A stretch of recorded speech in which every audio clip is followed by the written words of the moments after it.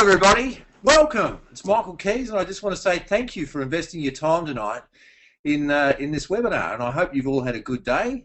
And yeah, so it's good. So I have a thirst for knowledge, and I know you have a thirst for knowledge. And the reason that you're listening to this tonight is you want to get to greatness in real estate. You want to be on that road to greatness. And I can tell you that the road is paved with training, because I had a start in real estate, and you might have heard my story where I didn't sell a house for a long time, and then I got some training, and that was the best investment I ever made. Because what happened was I invested in that day, and then I invested in some more training, and the trainer said, you could be prosperous with what you will be prosperous with what you're learning. And my sales took off, and I want your sales to take off as well. And I believe every one of you that are listening here tonight are on your path to greatness. You've had, with the number of people that are listening tonight, you've had somebody out there's had a great sale today. Put your hand up, give yourself a pat on the back, because you have done it and you've put a tough one together. Somebody else has listed a property where they fought and fought and fought and got that listing, and good on you. I mean, I honor you for what you do. The world needs high-performance salespeople. The world needs more salespeople like you, because the world is craving one thing at the moment, and that is the world is craving leadership. People want to be led to make the right decision. They don't want to sit through 5 listing presentations. They want to find somebody who can help them make the decision, make them feel comfortable, and get on with their lives. And that is you. Buyers want to be helped to make the major decision in their life to buy the house they love.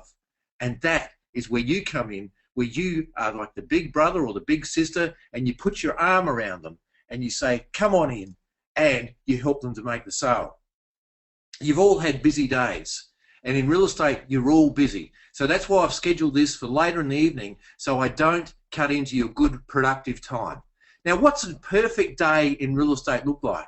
See, I get excited about this because my dream has always been in real estate that you go to work, or you go to that place that's called work, which is your career, and what you do is you find a buyer that day, and let's say it's a $500,000 buyer, and you have just the week before listed a property at $500,000. They look at the house, they fall in love with it, they pay $500,000 with it. Their conditions are that they're cash, everything else is done, and 30-day settlement. Now that's a pretty exciting day. But then on top of that, what happens is somebody rings in for you who's been referred to you, and they say, I've got another house to sell. So you're just replacing the one that you've just sold that day, and this goes on day after day after day. Now, isn't that exciting?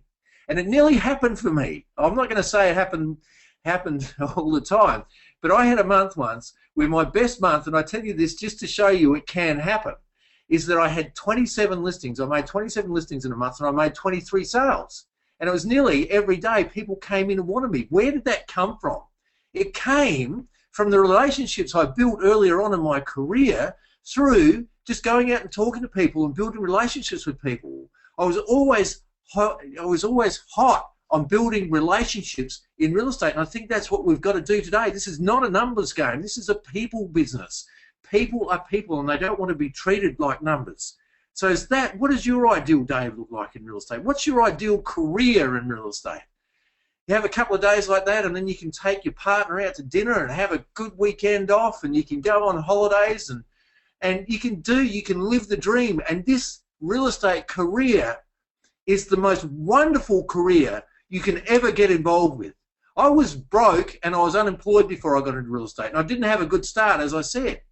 But I went on, and I've done okay over the years. Why? And I have choices now in my life. And the reason I have choices is because this wonderful career of real estate has been so good to me. Now, let's have a look at your ideal career. And there's 3 things in your life that you've got to get right to start with. The first thing is you've got to get a balanced life. Your life has got to be unbelievable. Your life has got to be awesome. You've got to get up and you've got to jump out of bed in the morning and believe that today is the best day that you're going to have. Now, does that happen naturally? No, it takes exercise to do that. You see, there's a book, and I'm not saying it's the best self-help book I've ever read, but the book is Success Through a Positive Mental Attitude. It was the first self-help motivational book I ever read. And in there he says, you are given either a negative mental attitude or a positive mental attitude. And if you wake up in the mornings and you're a bit negative, don't worry, it's natural. A lot of people do that. I do it every morning. But what I've learned is you can exercise your attitude to turn it into a positive mental attitude instead of a negative mental attitude. And the other thing I learned since I had a health scare back in 2008 is that unless you get yourself right in life, nothing else in life is going to matter. You matter. You are important. Take care of yourself. You are the most important person in the world. So lead a well-balanced life. The second thing is you've got to have quality family time. What's it worth if we gain everything in the world and we don't have anybody to share it with? We've got to have quality relationships. We've got to have quality relationships with our family. Our family is always first. Then we've got to have quality relationships with our work colleagues, and then we've got to have quality relationships with our clients and then our friends as well. So you've got to get yourself right, then you've got to have quality family time. Great bonuses. Isn't that what you want? A great career? You want great bonuses come in? This is my vision for you. You should be doing, and you probably think this isn't much, but you should be doing $100,000 per quarter. That's what your goal should be, to get to that level. And then I can see you at $200,000 per quarter within 5 years. And the way you do that, $200,000 per quarter in 5 years, is just sell one extra or maybe two extra properties per quarter, which means all you've got to do is get about 4 extra listings. That's about 1 listing a month extra per quarter to make it up to $120,000 per quarter, and the next year you go to 140, and you do it in increments that are believable. Wherever you're at now, what you've got to do is you've got to just believe in the future. You've got to believe that you can be great in real estate. And I believe in you. I believe you can be great. And the reason I believe in you is because you are listening to this tonight. So we got great bonuses. That's what you want to come in. You want coming in every quarter or every month. Great bonuses. And then you want your dream home. And your goal in life, your ideal career, is to make so many sales that you pay off your home. That's your first goal, because the mortgage you've got on your house is the most expensive mortgage you're ever going to have, because the interest on it is not tax deductible. You buy an investment property and the interest is tax deductible, but it's not on your own home. So get your home paid off, and once you get your home paid off, you feel like you're free, and then you can start building a financial future so that in 10 years' time, you can have choices as to whether you continue on in the career of real estate, which you'll probably love to do, because once you get to mastery in this, it is such a joy to sell real estate. Or you can do whatever you choose to do at that time of life. And then you've got to have great friends. Great friends will help you go places, and I'm sure you've all got great friends. But good on you. Get your balanced life in place, quality family time, great bonuses coming in all the time, your dream home, great friends, and interests outside real estate. Now, I just heard somebody thinking there, but you don't understand, I'm not making much at the moment. Well, I can tell you now that I wasn't making much at one stage, but what I did was I got really interested in how to get to greatness in real estate. I would ask people, I would go to all the training I possibly could. I would invest the money in myself. And one trainer said, if you invest in my training, it will give you prosperity beyond your dreams. Now, I invested in his training, which was a huge amount of money for me at that time. It was $700, and we only had $1,000 left. I've told this story many times, but it was the best $700 I have ever invested in my life. Invest in yourself, and you are on the path to greatness. So, the path to greatness is paved with the fundamentals. I was talking to a lady just recently. Now, she's $1 million producer. She produces $1 million a year in gross income into her office, and she was in a sales slump. $1 million producer in a sales slump? And what did she do? She said, what I did to get out of the slump was get back to the basics, get back to the fundamentals, and I put the fundamentals in place again. And what that meant was I got out of the slump, I started doing the actions, and things got better for me immediately. So get the fundamentals right and your career will take off. And what we need is we need more listing appointments. We never have enough listing appointments. We've got to get more listing appointments. The second thing we've got to do is we've got to convert those to listed properties. Now, I've got a seminar coming up called Make More Sales. sorry, that was a seminar I held in June, and I don't know whether any of you attended that, but I have a seminar coming up called High Performance Selling. And in High Performance Selling, I go through how you can turn more listing appointments into more listed properties. Then, what's the problem we have? The challenge we have all the time, every day, one of you's had that challenge today, is you go out to see a vendor and they tell you after you've shocked them with what you believe the property is going to sell in the market, and then they tell you what they believe the property is worth, and you're looking for the second story. I mean, sometimes it really is amazing what some people believe their property is going to be worth. Now, if they're not going to be reasonable, you've got a decision to make. But sometimes you've got to take the property on at a high price and then set it up so that the reductions will be coming down. And this is what we talk about pricing right. We talk about getting it priced to start with right, and then we talk about if it's not priced well to start with, you get the reductions and you reduce with confidence so that you can get the person happily moved. You see, if you don't sell the house, they think you're an incompetent fool, and they're going to tell all their friends how you couldn't sell the house. But if you sell the house, what happens is that they think you're a hero, and they're going to tell all your friends, and you get a glowing testimonial from them, and that forces them to tell their friends and their colleagues that you're a great real estate agent, which I believe you are. So price right. And then what you do is you lead buyers to buy and pay a fair price. Lead. You don't push buyers, you lead them. I was reading a book today and it just amazed me. It's called, well, it's a book on closing, and it says it's one of the best closing books that's ever come out, and it's only just been released. And I'll just read to you what it says in this book. What he says in this book. He says a closer knows he's going to have to be persistent and often push his prospects. Push his prospect. And he talks about pushing. You've got to push your prospect. That is the biggest load of rubbish I have ever read about selling. We don't push people, we lead people. General Patton said a general cannot push an army. A general must lead. And our job is to lead buyers to make the right decision. Our job is to lead sellers to make the right decision, especially when a buyer has made a fair offer and we know that that's the best offer that's in the market. We've got to lead both of those people to get together and get on with their lives and get happily moved. And then, as I've just said, we've got to negotiate the sale, and negotiation is a huge part of our daily job in real estate. We've got to do that, and we've got to have this attitude, and the attitude I believe everybody in real estate sales has got to have is, and you might want to write this down, it's just going to take a little longer. It is just going to take a little longer. And I came up with that. I started saying that to myself one night when I was out on negotiation. It was late at night and I was with some buyers and they would not go up on the price. And I went through a heap of closes, and we're going to be talking about closing in a minute. And I got them up to the price finally, and I kept saying to myself, this is just going to take a little longer. So negotiate the sale and get the fundamentals right, and take your career to the next level. That's where you want to go.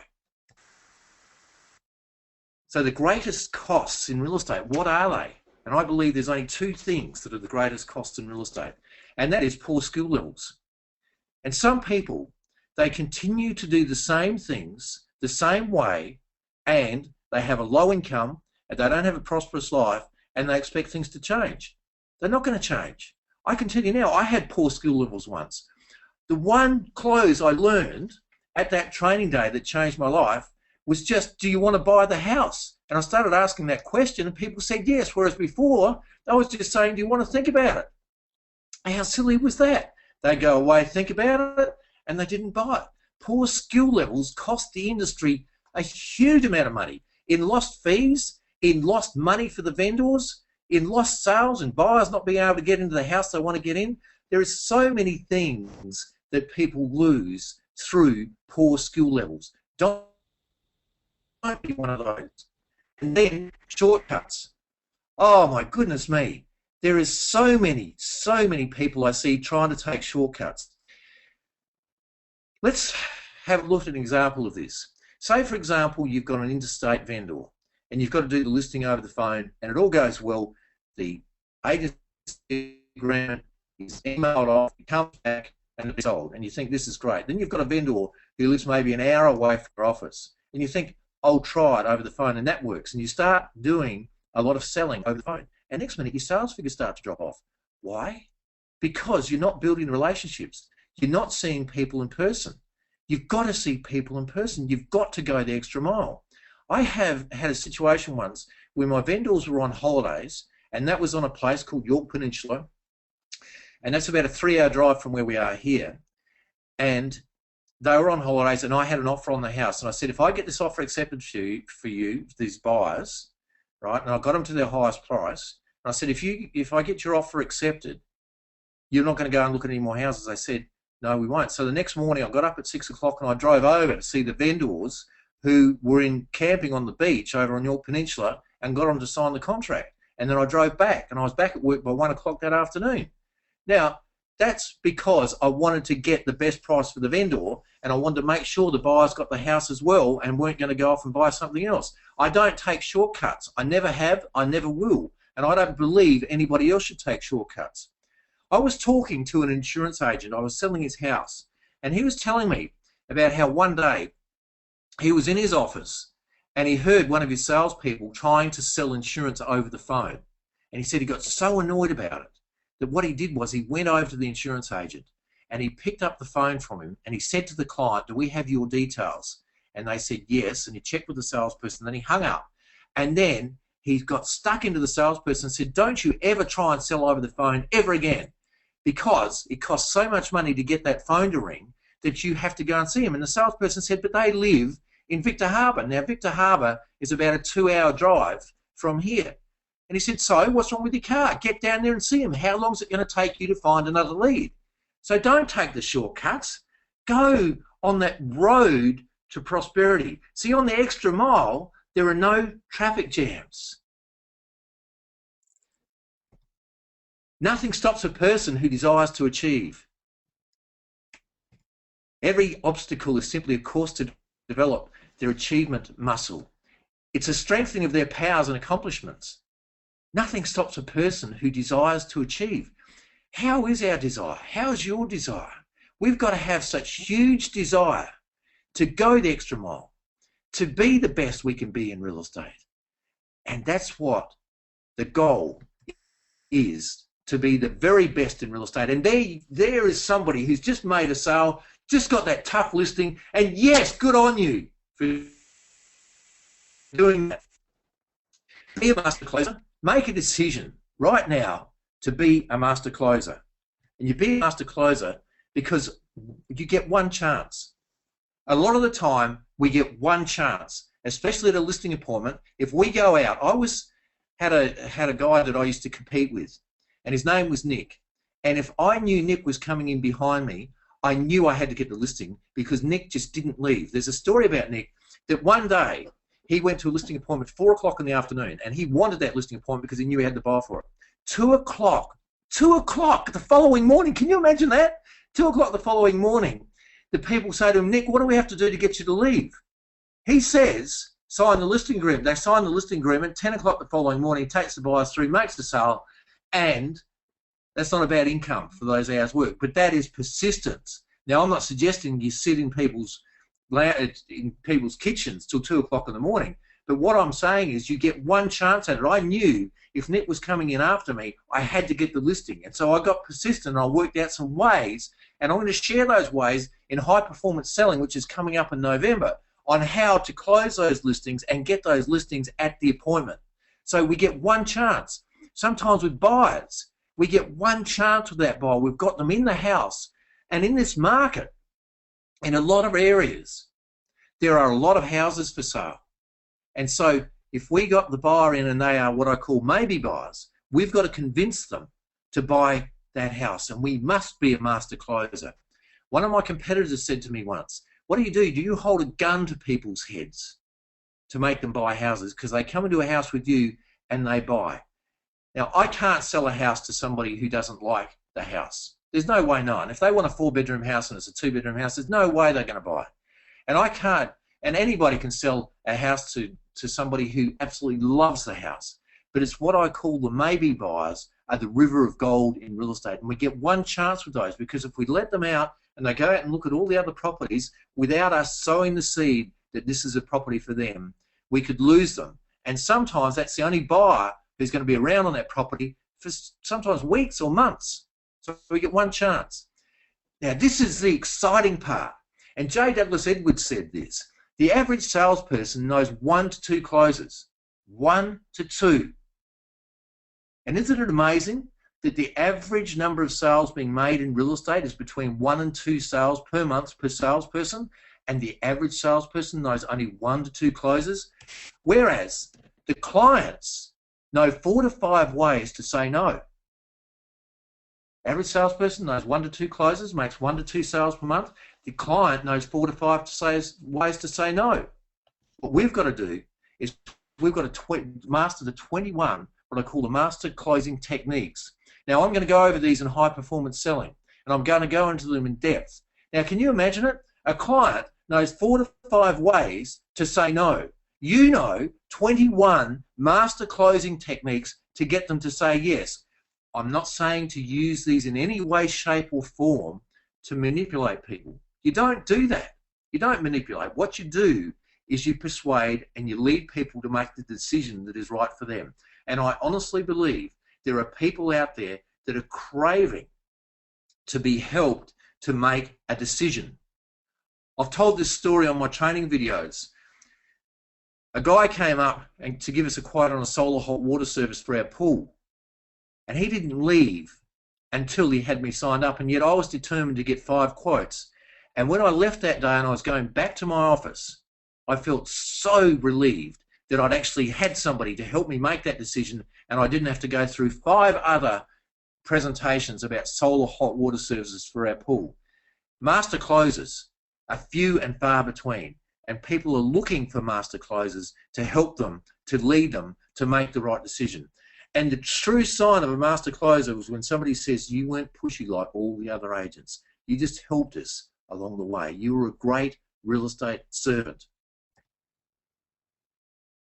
Don't be subject to market conditions. Be a master closer.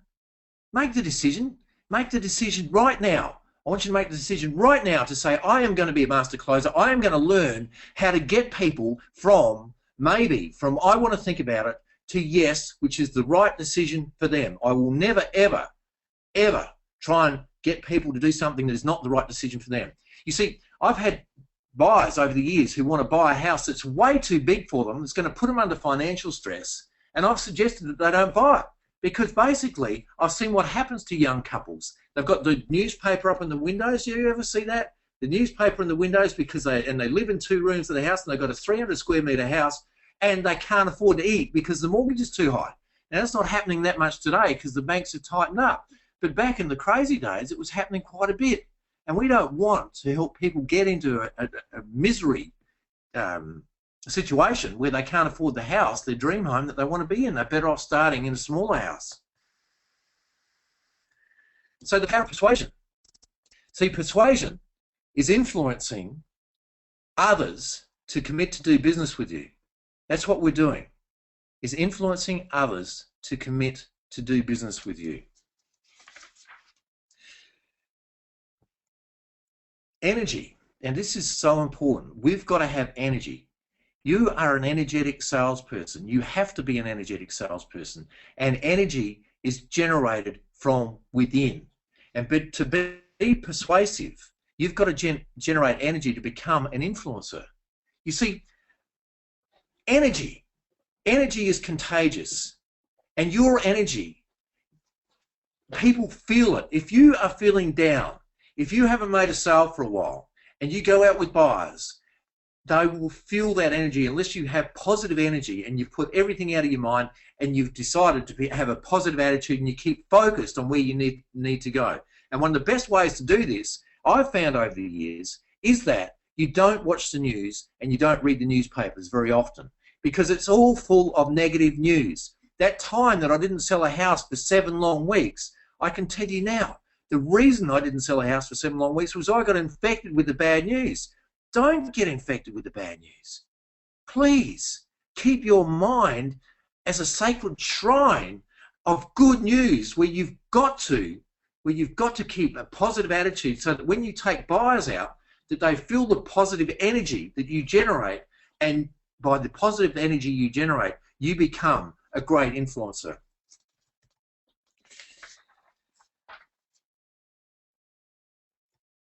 So, the powers of persuasion, the first thing that we've got to do is we've got to be honouring. We've got to honour people.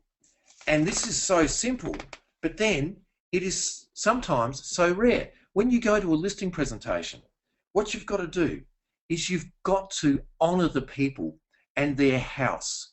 You've got to say thank you for your time. Thanks for inviting me in.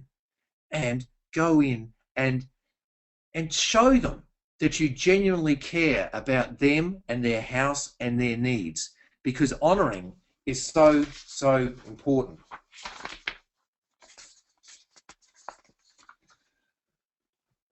Okay, be patient. You've got to be patient. You've got to have so much patience when you're negotiating, when you're persuading people. You've got to give them a good listening to. I watched a movie some years ago about a negotiation with a terrorist, and it was a great movie. But what I noticed about the negotiator was the negotiator kept bringing the terrorist back to his level. He kept calm. Like the terrorist was saying, I'm going to blow the whole place up. I've got my finger on the button. And the negotiator would say, well, why would you want to do that? And he would stay calm. Whereas I would have been in there saying, no, don't do it, don't do it. No, good negotiators are very patient. They are very, very patient, understanding, caring people, because once people know that you understand them and their needs, they will do business with you. And the whole world today is craving for attention. You crave for attention. We all crave for attention, but our vendors and our buyers are craving for attention. And the best way to give attention, this is straight out of How to Win Friends and Influence People, is you just got to give them a good listening to. Just give them a good listening to. When I've had complaints over the years, and we all have them in real estate, I would say to the people in the office, I'm just going to see them because I believe in seeing people face to face when I can. I'm just going to give them a good listening to. And that's exactly what I did. And normally they would run out of steam after a while and they would be grateful. I had a call just yesterday from somebody who was complaining about something. And they thought I was still, because I've sold my real estate agency. I sold my real estate agency last year. I've been out of it 12 months. And they thought I was still the owner of the real estate agency. So I just gave them a good listening to. I said, now, would you get back to me and let me know how you go with this? I've never heard from them again. They haven't got back to me. Obviously, the problem was solved, and all they wanted to do was vent it. So be patient with people. Patience is so important in negotiations. I have been up till 2 o'clock in the morning putting sales together through being patient with people and making sure that they've got the best deal and putting it together because of the reason. I mean, there's reasons for doing that, but that was the latest time I was ever up. And the reason that I did that at 2 o'clock in the morning was, in that case, was the vendor was going to take it off me and give it to another agent. And this is why sometimes you've got to be patient, but you've also got to have a bit of courage to go and get the sale together when you know you're going to lose it the very next day. So you've got to be patient, but you've got to be firm, and you've got to put things together. The next thing is it's got to be a mutual benefit. A sales trainer said to me some years ago, he said this, he said, what you've got to do is you have to look at the dollar signs on the foreheads of the people, of the clients and customers you're dealing with. Well, I thought that is the biggest load of rubbish I have ever heard in my entire life. Look at the dollar signs. If you're looking at the dollar signs, what are the people going to be seeing in you? They're going to just be seeing one big commission check going out. And that's not what you want. You want to see people, you want people to see in you the mutual benefit, and that mutual benefit is you get them happily moved and on with their life. And the big mutual benefit you get from it is you not only get one sale, but you do a great job for those people. And what are they going to do? They're going to refer you to their friends, their family, and I believe you doing a great job for one client is worth 10 sales over 10 years. You work that out on your average fee. I don't know what your average fee is, but let's say the average fee is $10,000. That means that's $100,000 over the next 10 years, all by focusing on the mutual benefit and the benefit for the client. because the benefit of the client must always come first. Then what you've got to do is at a listing presentation, you focus on the future benefit of them getting their house on the market and getting them happily moved. If it's a job transfer and they're going somewhere, you can talk to them about that future benefit. You paint the picture for them. Oh, this is so powerful. You start painting pictures for people, they start wanting to get on with their lives and get out of the house that they're in now and get into the house that they want to be in. So you paint the future benefits. With buyers, you paint the future benefits. One of the closes I used to use with buyers was I would just say to them, you can almost smell the chops cooking on the barbecue now. You enjoy barbecue, don't you? And they'd go, yes, we can. And they are imagining their future benefit on having their barbecue out the back of this house that they've only just started visiting, and they can smell the chops, they can get into it, and you're creating a future benefit. You're creating a scene. The imagination is so powerful. Have you ever imagined something? So say you were going to buy a car and you imagined this car and you thought this car was absolutely fantastic, and then you've got it and you found your imagination imagined it better than it really was. This is what imagination does. A lot of the time with things, we imagine them and we think they're going to be better, and when we get them, we're actually disappointed. So paint the picture for the future benefit. Then we've got to vary things, and there's intrinsic and there's extrinsic. Extrinsic is external. Extrinsic is the benefit they're going to get when they move somewhere, the house they're going to go into, or the house they get into. Internal, intrinsic, is internal values, the joy that they're going to get out of it. And it's like, and I go through this in more detail in high performance selling, but it's like they're doing a waltz, or you're doing a waltz with them, and you're in intrinsic, and then you go extrinsic, and you keep going back and forth, and painting the picture of how they're going to value themselves and how they're going to get joy out of what they do. And then you've got the extrinsic, which is the external benefit of what they do, of what they're going to do. And then you've got to speak of the daily impact. And the daily impact is how it's going to affect them on a daily basis. So, for example, if you're speaking to a vendor and they want to get closer to a school for the children, so they are moving to get closer to the schools. So what you do is your daily impact is, well, you can walk the kids to the school and you get to them to imagine what it's going to be like with them walking to the school. Isn't that great? And then you can walk out and you can get the kids after school and they're going to be nice and safe. You speak to them about the daily impact, and we're going to cover that more in high performance selling. And your job, you see, people get you out to list houses, people get you to go to houses with you because they want you, and this is your job, is to get people happily moved. And that's exactly what we're talking about here, is how you're going to get people happily moved. You see, what we've got to do is we've got to lead people, and we do that with power questions.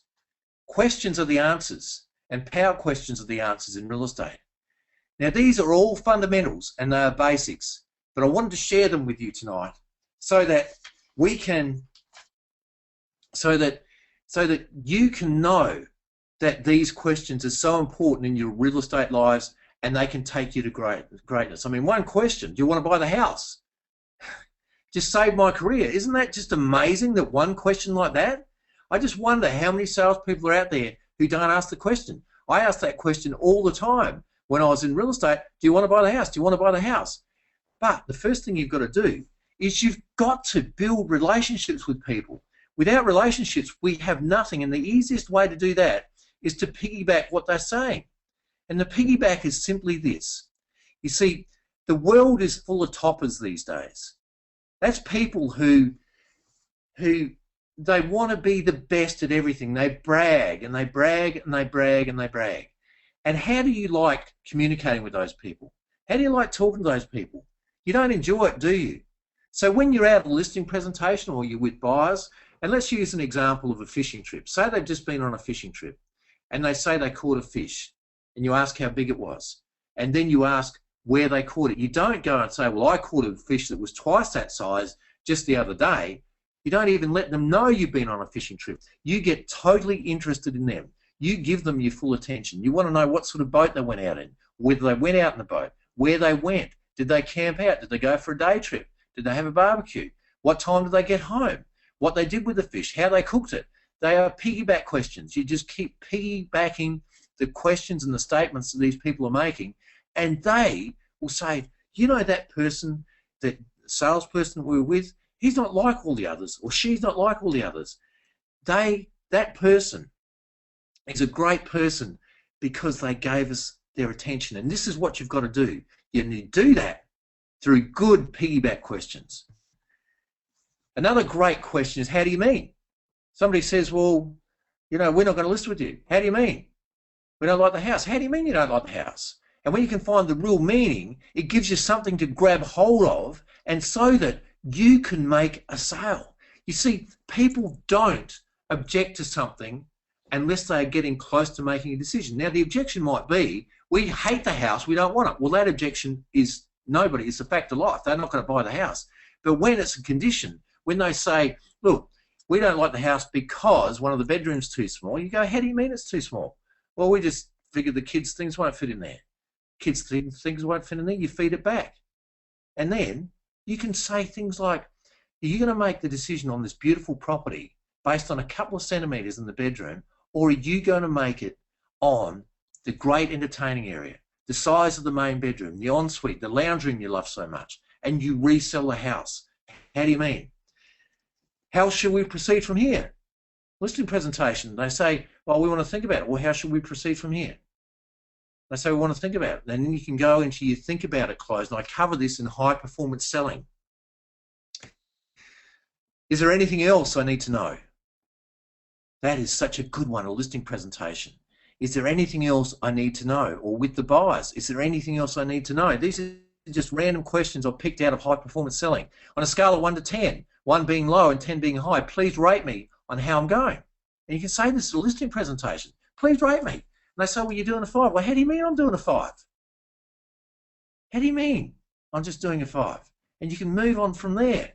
And then you find out why it is. See, once you can identify the objection, then you can close it. You can overcome and close it. What do I need to know about you and your business to be able to refer people to you? This is a great power question when you are after referrals. If you're with somebody and they have their own business, you just say, what do I need to know about you and your business to be able to refer people to you? And if you believe that their business is good and they're good people, start referring people to you. And I can tell you this, you will not give in this life without getting back. And it's wonderful what happens. They start referring people to you, and it's just beautiful when you get referrals. How you going? I hope you're going well, because I'm having a ball here, and it's a great thing, and I'm enthusiastic because now we're talking about something that is dear to me. And this is, we've got to close with questions. And here's just a few questions that you can use, and I hope you can take these out and use them. Now, these are fundamental, and some people will say, I know these, but let's run through them anyway. First of all, the alternative choice clause, or question. I call them clauses, questions, but the alternative choice is just when you give a choice. And the choice might be, do you want to have a sign up this afternoon, or do you want one up tomorrow morning? They say this afternoon. Okay, we'll just fill out the paperwork and we'll go from there. We'll just authorise this and away we go. The alternate choice, the secondary question clause. Now, this is a question that is a secondary question, and by answering the question, they make the major decision. And at a listing, you could just say, so the only decision I see we have to make from here is, do you have a key to give me, or should we get one cut? Oh, no, we have a key to give you. Okay. They've just listed the property with you, and you can't go, yay! What you've got to do is you've got to stay calm, fill out the paperwork, and get them to authorise it. Secondary question clause. Use the tie downs. Now, everybody says to me, everybody knows tie downs. Really? Well, I have trouble sometimes finding people to tie me down. That's tie me down in the sense of using a tie down. That is wouldn't it, shouldn't it, couldn't it. Now, you don't use them all the time, but what it does is by using those questions, the tie down questions, you get into what is known as the ascending clause. You get people used to saying yes, and by getting them to say yes, when you get to the major decision, they're more than likely to say yes by you using tie downs for the minor decisions. Use the sharp angle. Now, sharp angle is a very powerful clause. Now, somebody might say to you, what sort of settlement date is the owner looking for? And this is where you use the alternate choice, where you throw it back at them. It's called a porcupine. You say, well, I don't know, what sort of settlement date do you have in mind? They say, well, we don't know. We're just asking what sort of settlement date that the vendor had in mind. Well, if the vendor could settle in October or November, which would you prefer? And they say November. What would early November or late November? Oh, well, mid-November. Okay, so the 20th of November, how would that be? Yeah, the 20th of November would suit us fine. And then you sharp angle it. You just say, well, if the owners can settle on the 20th of November, will you buy the house? Yes. And if they say yes, they have just agreed to buying the house, and that's a sharp angle close. I mean, it's things like, does the pool equipment stay? Well, if the pool equipment did stay, would you want to buy the house? I mean, sometimes you've got to be careful with this and not be too pushy with it, because that can be quite pushy, the sharp angle. But you use the sharp angle, and it's use a combination of alternate choice, secondary question close, the tie down, and then you go to sharp angle to close them off. And if they say, well, you're getting a bit pushy, aren't you? Say, well, I'm sorry. And you apologise, and you go back and you start all over again by just leading them to make the right decision. You've got to lead, and that's the next point there. You've got to lead them to make the right decision. And we are all judged by the quality of our questions. All of us. We've got to open the client's mind with quality questions to close the sale. I did a listing presentation, and I wrote a workshop on it. And the listing presentation and the workshop was called Open the Mind, Close the Sale. Because what I did at this one listing presentation, well, not at this one listing presentation, but what I do at listing presentations is I open the client's mind and close the sale with good quality questions.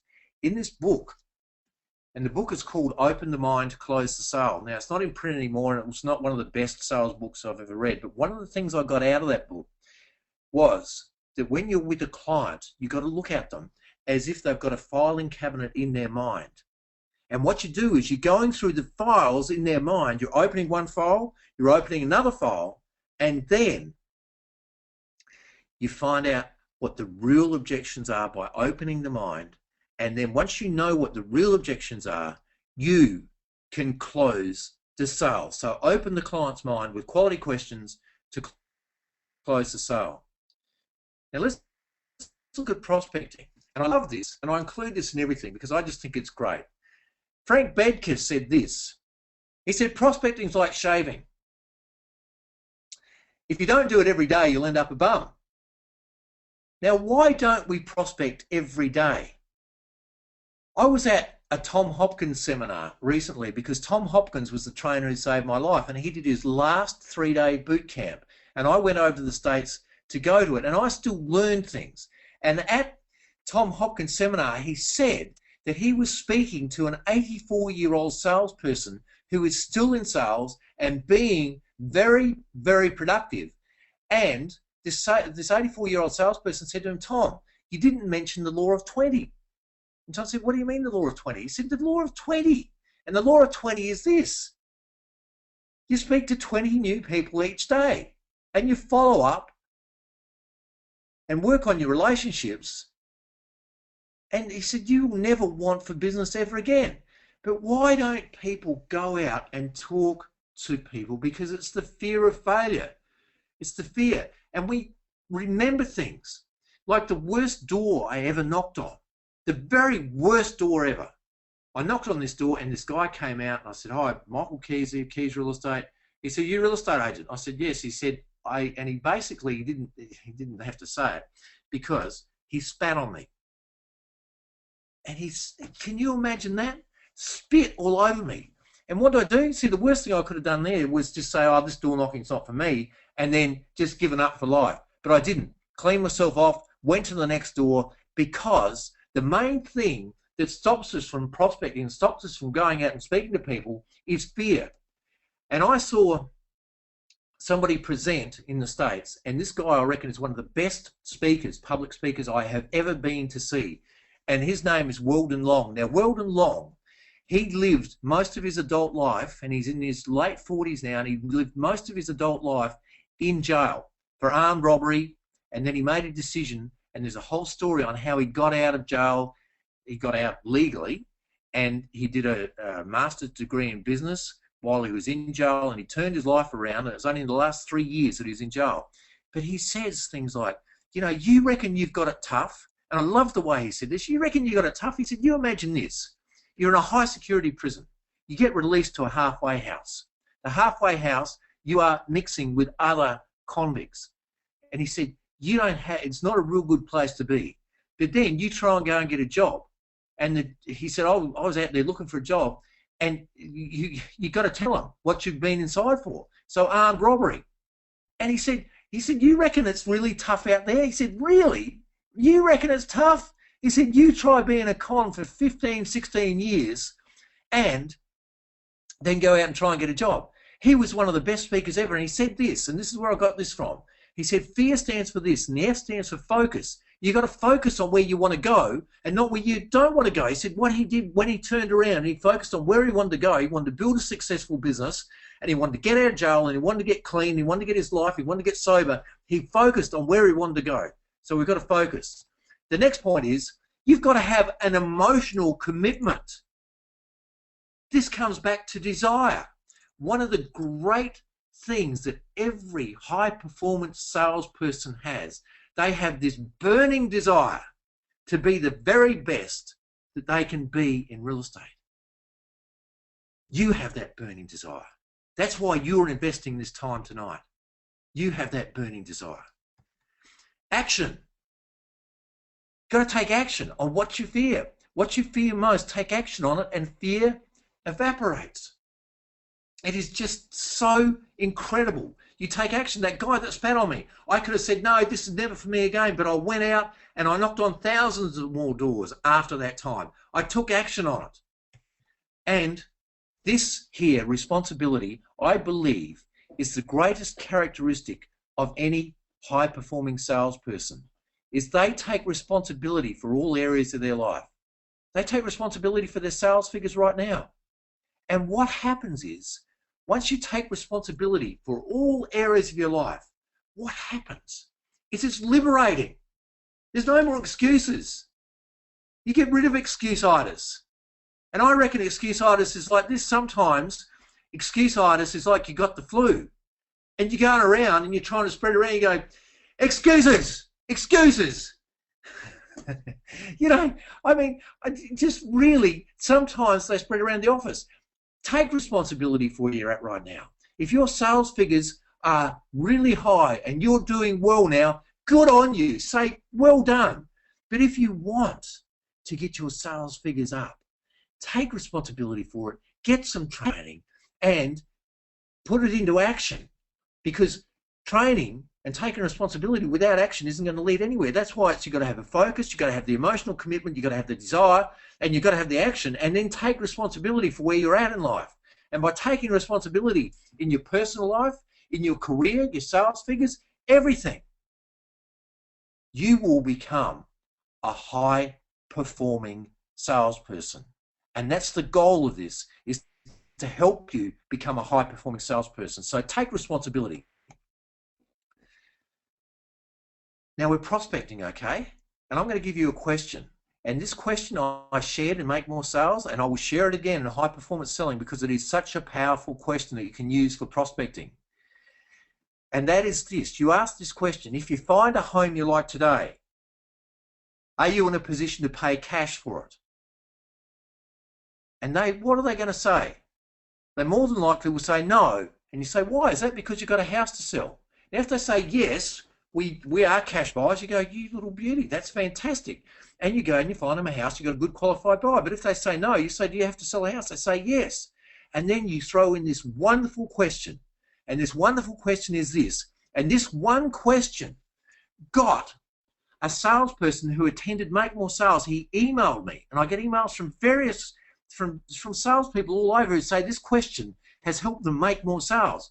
But this one question, this one salesperson said, got in 6 listing appointments in a week just by asking this one question with every buyer he spoke to. Now, I'm talking about buyers. You might be talking to them in your window display. You might be talking to them in your property viewing area. They might be in your office. They might have sent an email in and you phoned them about a property, or they might have just rung in off a sign, called in off a sign. But you ask this question. You ask it every time. You say, what's it worth? If you find a home today that you like, and are you in a position to pay cash? They say, no. Is that because you've got a house to sell? They say, yes. What's it worth? We've got no idea. We've got no idea what it's worth. Well, then I better come out and have a look at it sometime for you. So it's during the week or weekend better suit you better.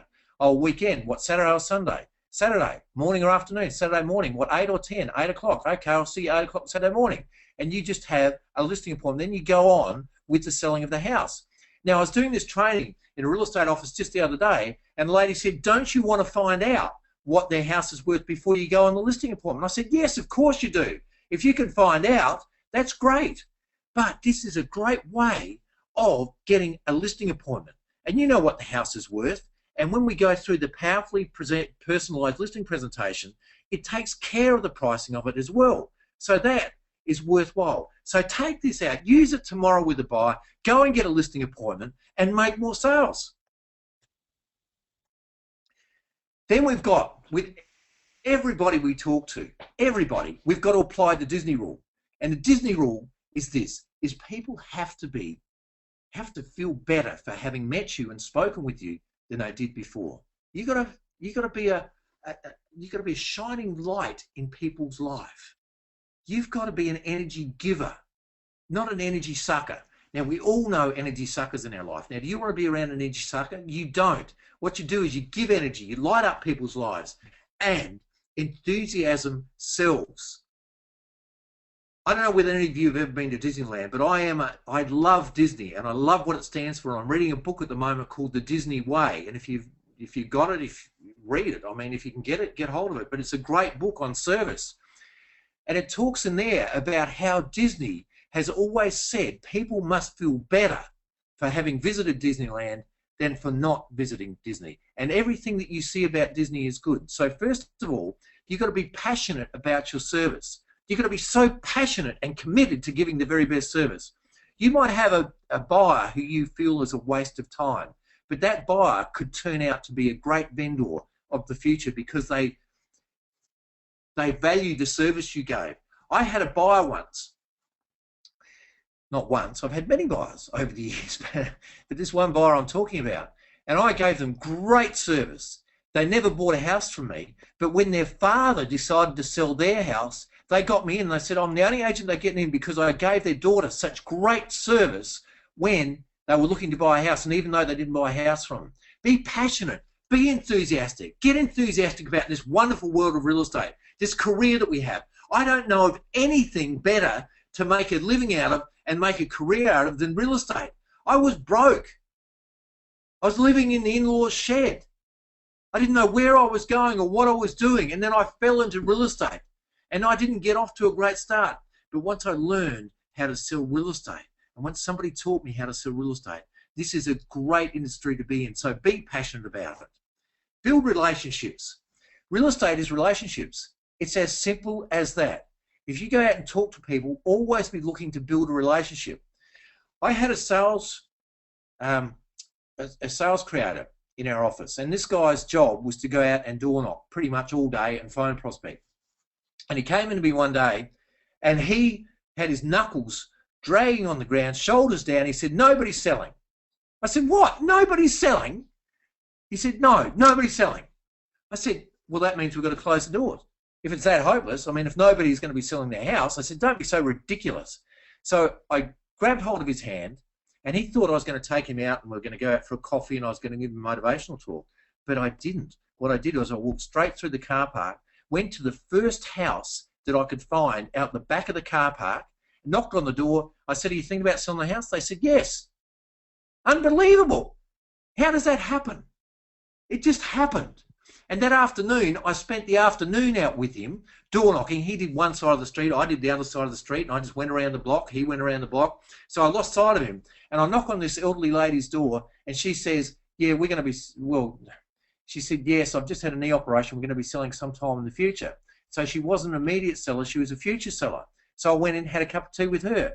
I went around to another lady, another house, knock on the door. It was an old house, fairly run down. She says, I'm not selling.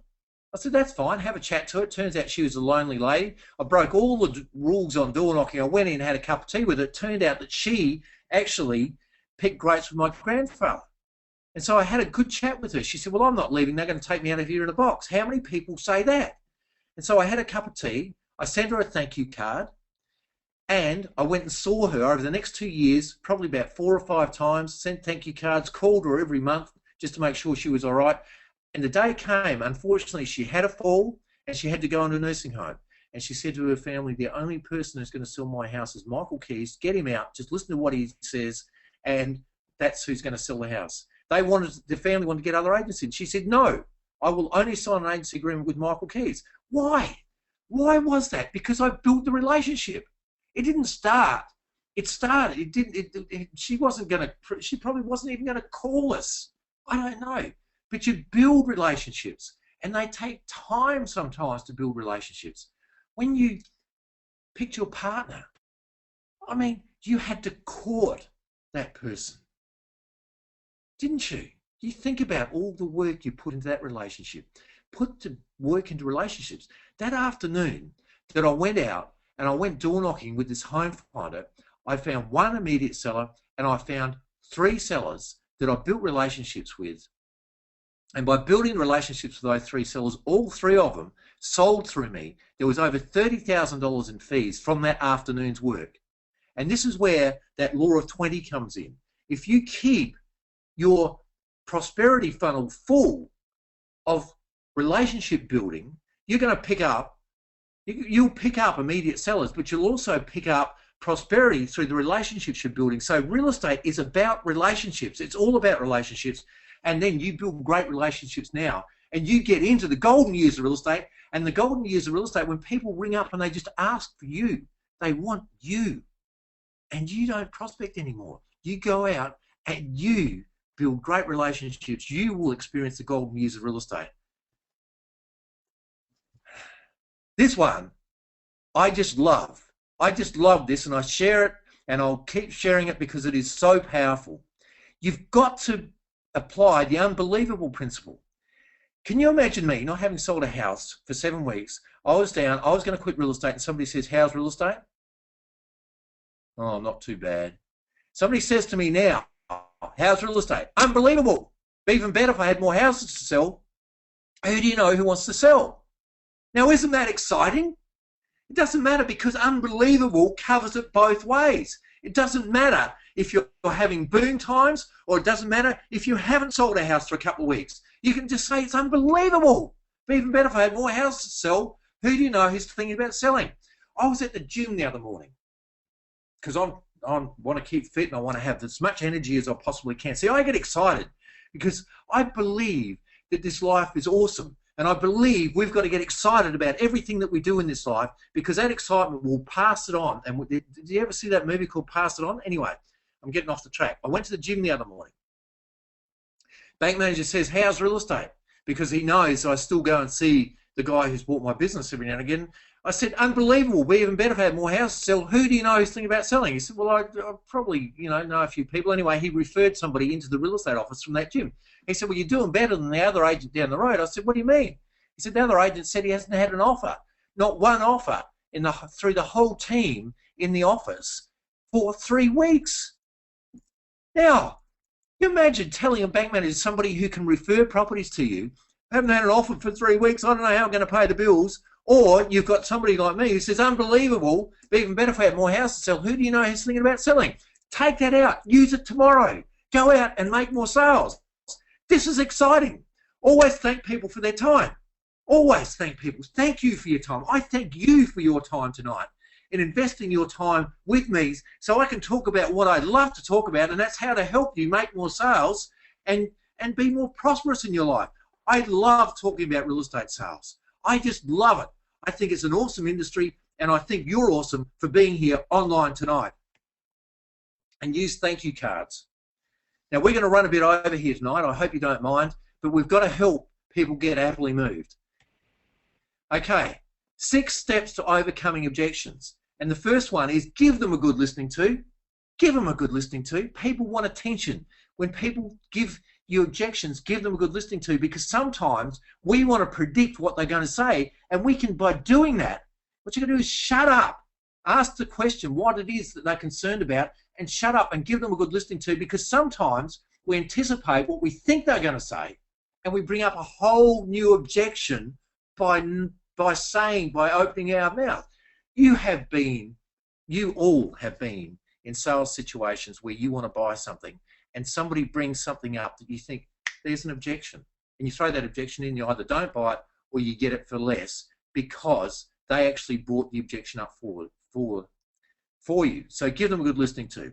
Repeat it back to them. I had a situation once where a couple wanted me to sell their house. They didn't want to sign, they didn't want it on the internet, and they didn't want it advertised. I said, so just let me get this straight, and I repeated it back to them. So you don't want to sign, you don't want it on the internet, and you don't want it advertised at all. Then I asked them, why? And they were reluctant in telling me. The reason why was because they had it on the market with another agent. They owed the other agent some money for advertising. So I said, well, if I pay the other agent, you'll pay me back at settlement, and that'll be fine. So we can actually get on and sell the house. And they said, yes. And I used imagination there to help them with that as well. Question the importance of the objection. You've got to ask them how important. You've got to think to yourself, how important is this objection? How important is it? Because sometimes the objection is only there to slow the sale down. And this is what I talk about, building relationships. You've got to slow down to make more sales. You've got to listen to people. You've got to repeat it back. You've got to question the importance. You've got to answer their concern, and then you confirm the answer. So that covers that, doesn't it? Yes, it does. So basically, with this situation where they didn't want the for sale sign, I said, so how important is it's moving to you? So I questioned that. And they said, it's very important that we move. So I said, well, it's important you have a for sale sign. They said, why? I said, because I'll just give you an example. Tina and I bought the house that we now live in and love so much from the for sale sign, and we wouldn't have known it was for sale unless it had a for sale sign. You wouldn't want to miss an emotional buyer like me, would you? So I've answered the concern. And I said, so now that I've answered your concern and we can take care of that debt you have with another agent and you'll pay me back, you're fine with that. So I confirmed the answer with them. And then I said, okay, by the way, this is where we go from here. And I just moved straight on the paperwork, and I got the listing and I got the sale, and it moves. This, just give them a good listening to, repeat it back, question the importance, answer the concern, confirm the answer, and by the way, and move on, and you're helping them get happily moved. Now, there are various price objections that you're going to come across. And the price objections you're going to come across are how much, like people will say, oh, we think it's too much. And you throw in an answer. You say, well, how much too much do you think it is? And they might say $10,000, they might say $5,000, they might say $50,000. But what you can do is you can break that down to the ridiculous. And this works so well. I had a sale where I was $20,000 apart, and I couldn't get it together for the sake of $20,000. And I broke it down to the ridiculous, and it worked out to be a can of Coke a day. And I said to the kids, I said, will you give up a can of Coke a day so you can move into that beautiful house? They said yes. And the buyers still said no. But I'd sown the seed. I'd gone through things like the Ben Franklin close. I'd gone through the cost of not buying. I had gone through breakdown to the ridiculous. This was all part of the 21 closes that I'm going to cover in high performance selling. I went through all of those.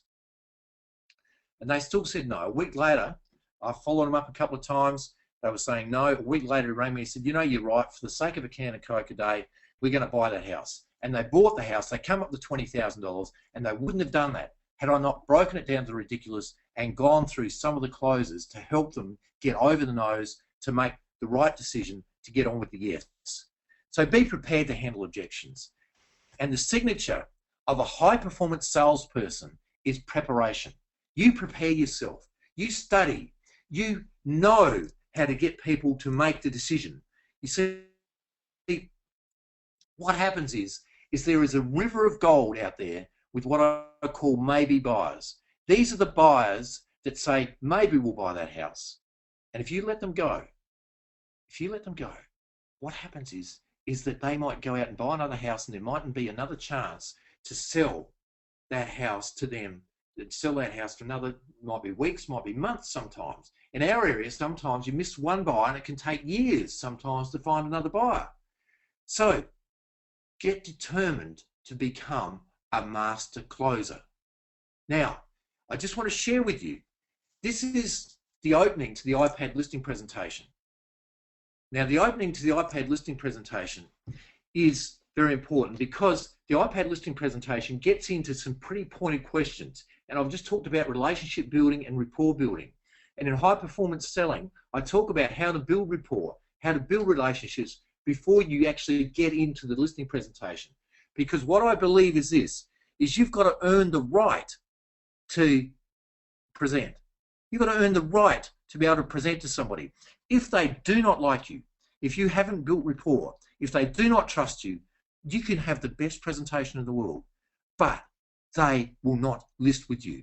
If they love you, you can have the worst presentation in the world, and they'll probably more than likely list with you because they like and trust you. And the first part of that is you've got to show them that you understand them and their needs. And this is so important. So this couple of pages of this listing presentation I'm going through now, I'm going to be going through, is basically after you've built the rapport, after you've given the house has been inspected, you've gone through all the rapport building, and you feel that you've earned the right to present. So the third page is, the sale of your house is all about you, and there are 6 main things you need to know. And that is how you're going to get the best price, how we will get the best price for you. Now, in these questions, it's always talking, it's the assumptive clause. We are talking about how we will get the best price for you. How to identify the qualities of a good agent. And there, you will go through all of your good qualities. See, leading, if you tell a seller something, they will probably not believe you because, I mean, let's face it, real estate agents are not the most respected people in the community. I think we should be the most respected people because we do such a great job for the community. I mean, where else can people go and get advice and then not pay them? But that happens to you all the time in real estate, and it shouldn't happen. So if you're going to be on a listing presentation, you've got to have this in mind. You've got to say, who is going to pay me tonight? And I need to get paid, and therefore I need to get this listing this afternoon or tonight or whenever it is. And then, what are the risks of placing our house on the market? What are the risks of doing that? You go through the risks of that, and how much will it cost? And this, you see, I'm getting to fees because a lot of people say they got sick and tired of waiting for people to get the fees. I get the fees there, but you don't give the fees there.